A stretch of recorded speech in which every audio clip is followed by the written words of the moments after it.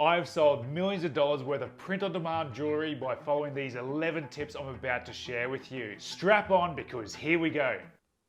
Strap in because here we go. Number one, you need to call out the recipient. Whilst you're often targeting the loved ones of the recipient, it's important to call out who the product is actually for, to immediately indicate that that product is for them to give to somebody else. Whether it's for mum, dad, your smoking hot wife, it's important to make it stand out. These words are a subconscious cue to make them stop and read the phrase, and they'll be reading the phrase before they even realize it. But to stand out, you must know your niche. Using niche relevant design cues helps to give your designs that extra stoppage power. Cues like colors, fonts, little design embellishments are enough to stop the scroll, which inevitably is the way to start the purchase. If you need a niche, make sure you download my 1000 plus niche list from the link in the description below. Now, to stack the odds in your favor of finding a highly viral print-on-demand jewelry piece, you must pod surf. What's pod surfing? Well, it's number 3 on the list, and that's when you're following the trend. Whether it's Mother's Day, Valentine's Day,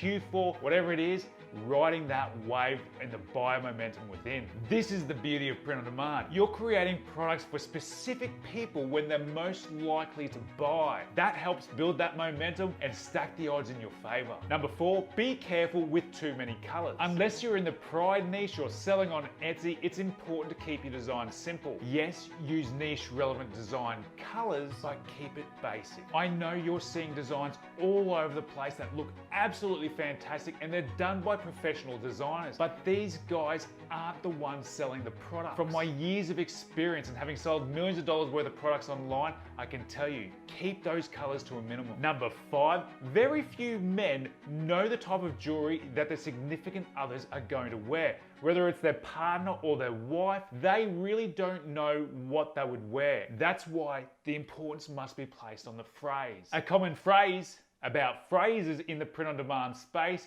is it's the phrase that pays, and it's very true. The words you're putting onto your designs must take the buyer and the recipient on a journey. Each word must lead into the next, and each line must build on the previous, and it must all be wrapped up with a bang. And if you designed your Valentine's Day or anniversary pieces just right, that's exactly how it's going to end up. Now, if you're loving these tips, make sure you like, subscribe, and ring that notification bell. Now, number 6, the phrase. Please don't copy. Use other people's success as a starting point for your own creation. There's nothing worse than doing the hard work of creating design, launching, getting those first few sales, and then seeing some other butthole rip it off pixel for pixel. I've lost count of how many designs I've had ripped off, so it pays to learn how to do this from scratch. Create your own phrases, because if you're just copying, it's not going to be a sustainable business. Number 7, keep it succinct. Each word must fight for its place on your designs. You don't want waffle. You really want it to hit those emotional triggers fast, so you take them on that journey and get them through that checkout as quickly as possible. In my last video that you can watch here, I take you through how I'm using ChatGPT to create new and unique phrases that haven't been seen before, and they are awesome. Make sure you watch that one after this. Number 8, simple card design.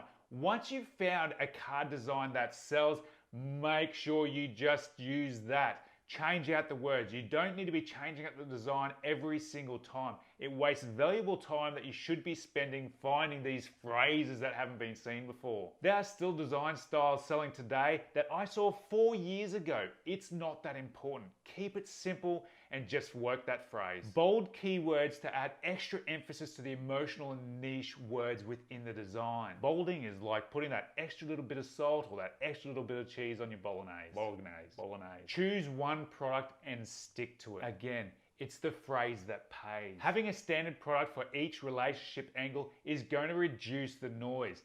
Focus, because you just have to launch it. Done is better than perfect. It's only after launching the product that you're going to have data that you're able to work with. It's that data that's giving you the clues that you need in order to be able to throw the design away or recreate it and do a variation. Each bit of data is showing you whether you're getting closer or further away from those $10,000 plus months. One design can do 6 figures alone. Heck, I've got friends that have done 7 figures with one design. There's no ceiling on print on demand. And a a bonus tip, to make this all come together, seek help. Having someone successful guide you removes that extra noise and keeps you on track to hitting those $10,000 plus months and beyond. All these tips are great, but it all forms part of a much bigger strategy. You can spend months piecing it all together, overspending on advertising and subscriptions, or you can shortcut the process and get help. If you're a super busy parent, I'd love to invite you to check out PODHacks.co. The link's in the description below.